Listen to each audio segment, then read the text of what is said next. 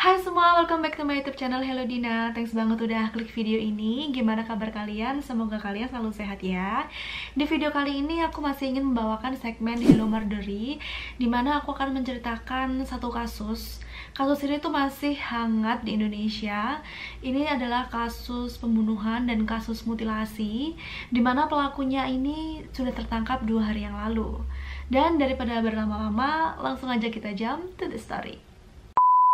Pada hari Rabu tanggal 16 September tahun 2020, penghuni lantai 16 Tower Ebony, apartemen Kalibata City, Jakarta, dihebohkan dengan penemuan mayat di kamar 16A, dimana saat itu polisi sudah berada di kamar tersebut dan memasang garis polisi.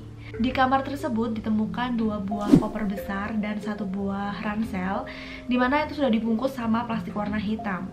Dan setelah dibuka, isinya adalah potongan tubuh manusia yang terdiri dari 11 potongan, dan itu adalah potongan tubuh laki-laki. Dan setelah diidentifikasi, mayat ini bernama Rinaldi Herle Wismanu. Rinaldi Herle Wismanu atau biasa dipanggil Ray adalah laki-laki yang berusia 33 tahun. Dia ini bekerja sebagai manajer HRD di sebuah perusahaan kontraktor swasta milik Jepang yang ada di Indonesia yang bernama PT Jaya Obayashi. Rinaldi ini berasal dari Sleman, Yogyakarta, di mana dulunya dia kuliah S1 di UGM dan kemudian dia melanjutkan S2-nya di Jepang. Diketahui Rinaldi ini juga mempunyai YouTube channel, di mana di YouTube channel dia ini menjelaskan tentang bagaimana kehidupan siswa atau pelajar di Jepang. Keluarga Rinaldi menyebutkan kalau Rinaldi ini adalah sosok pria yang baik, yang bertanggung jawab, yang pintar, dan dia ini adalah tulang punggung keluarga karena orang tuanya tuh udah nggak kerja, dan dia ini adalah anak pertama dari 4 bersaudara. Salah satu kerabatnya juga menceritakan kalau di tahun 2019 kemarin, Rinaldi ini sudah menikah dengan seorang wanita Jepang yang profesinya tuh sebagai pramugari. Tapi di sini aku kurang tahu apakah mereka ini masih jalan bareng suami istri atau sudah bercerai atau mungkin LDR, dikarenakan kurangnya informasi tentang hal ini ya teman-teman. Masih menurut anggota keluarganya yang lain, selama COVID, Rinaldi ini tidak pulang ke Sleman, dia tetap di Jakarta, tetapi komunikasi antara dia dan keluarganya masih berjalan dengan baik. Tetapi sejak tanggal 9 September, Rinaldi ini tidak bisa dihubungi oleh keluarganya dan juga tidak ada kabar darinya. Sehingga pada tanggal 12 September, pihak keluarga memutuskan untuk melaporkan laporan kehilangan ke Polda Metro Jaya. Dan berdasarkan laporan kehilangan inilah, pihak kepolisian melacak keberadaan Rinaldi, yang akhirnya dia ditemukan di apartemen Kalibata City, Jakarta dalam kondisi yang mengenaskan. Setelah penemuan mayat Rinaldi di kamar itu, polisi dengan sigap langsung berkoordinasi dengan pihak apartemen untuk mengetahui data-data penyewa kamar itu. Setelah diketahui namanya, polisi pun langsung meringkus pelakunya yang saat itu berada di rumah kontrakan mereka di daerah Depok. Pelaku adalah sepasang kekasih yang bernama Jumadil Al-Fajri dan Laili Atik Supriyatin. Awalnya Laili ini berkenalan dengan Rinaldi melalui aplikasi Tinder 1 tahun yang lalu. Mereka mulai berkomunikasi, mereka tukar-tukaran nomor WhatsApp, dan beberapa kali mereka sempat bertemu. Mengetahui bahwa Rinaldi ini adalah pria yang mapan, timbullah rencana jahat Laili dan Jumadil untuk merampok harta Rinaldi. Pada tanggal 7-12 September, Laili ini menyewa kamar di sebuah apartemen di daerah Pasar Baru, Jakarta Pusat. Tujuan Laili dalam menyewa apartemen ini adalah sebagai tempat untuk merampok Rinaldi. Di tanggal 8 September, Laili dan pacarnya Jumadil mempersiapkan segala keperluan yang digunakan untuk merampok atau menghabisi Rinaldi. Mereka membeli spray berwarna putih, membeli cat, dan juga menyiapkan 1 buah batu bata. Tanggal 9 September, keesokan harinya, Laili dan Rinaldi ini bertemu di apartemen itu. Mereka masuk, tetapi sebelumnya Jumadil ini sudah ada di dalam apartemen itu dan bersembunyi. Dan setelah mereka masuk, mereka ini pertamanya ngobrol-ngobrol nih antara Laili dan Rinaldi. Setelah mereka ngobrol-ngobrol, mereka ini berhubungan intim gitu.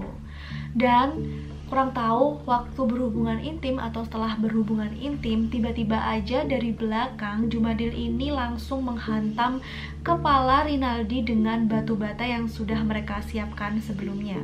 Tidak hanya dipukul dengan batu bata, Jumadil juga menusuk Rinaldi dengan gunting sebanyak 7 kali sehingga membuat Rinaldi ini tewas. Dan setelah dipastikan tewas, Rinaldi ini disembunyikan di kamar mandi oleh mereka berdua. Darah Rinaldi berceceran di spray dan juga ada beberapa percikan darah di tembok. Dan akhirnya mereka mengganti spray itu dengan spray yang sudah mereka persiapkan. Dan juga mereka mengecat kembali tembok yang terkena darahnya Rinaldi. Jadi emang ini tuh benar-benar well prepared banget. Setelah itu mereka menguras isi ATM dari Rinaldi untuk membeli emas batangan, untuk membeli handphone, membeli laptop, dan juga membeli motor Yamaha NMAX. Jadi Laili ini tahu nomor PIN dari Rinaldi saat mereka ini lagi ngobrol-ngobrol tadi. Si Laili ini kayak ngelendot-ngelendot gitu, kayak ngerayu-ngerayu si Rinaldi untuk memberikan nomor PIN-nya.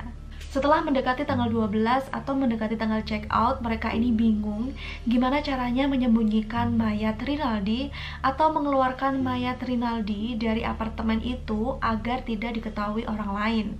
Akhirnya mereka mempunyai ide untuk memutilasi mayat Rinaldi dengan cara berbekal dari YouTube, teman-teman.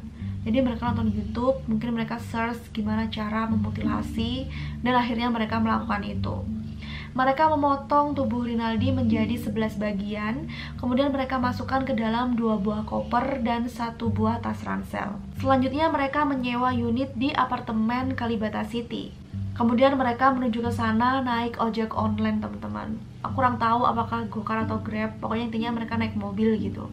Tujuan mereka menyewa apartemen di Kalibata City adalah untuk menyimpan jasad Rinaldi sembari mereka mempersiapkan kontrakan baru mereka di daerah Depok.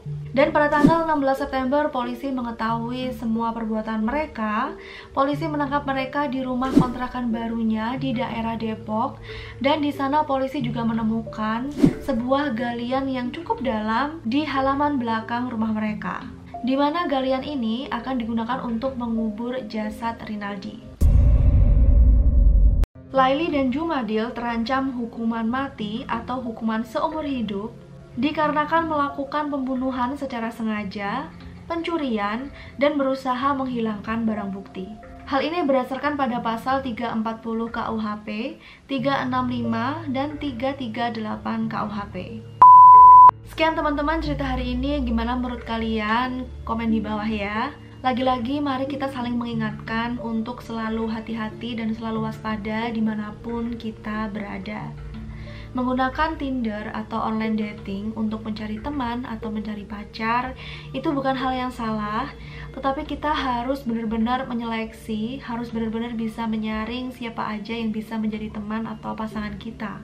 Dan kita harus benar-benar bisa membaca sifat orang agar kita tuh nggak salah dalam memilih teman atau pasangan. Dan yang paling penting adalah selalu berdoa kepada Tuhan agar selalu dilindungi dimanapun dan kapanpun. Dan ini yang paling penting. Semoga arwah Rinaldi diterima di sisi Tuhan, dan semoga bagi keluarga yang ditinggalkan diberikan kesabaran, dan semoga juga cerita ini atau kasus ini bisa memberikan pelajaran kepada kita untuk lebih berhati-hati lagi.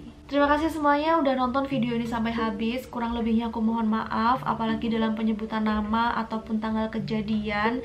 Dan buat kalian yang memiliki informasi lain yang bisa menambahkan dari apa yang aku informasikan ini, kalian bisa komen di bawah ya.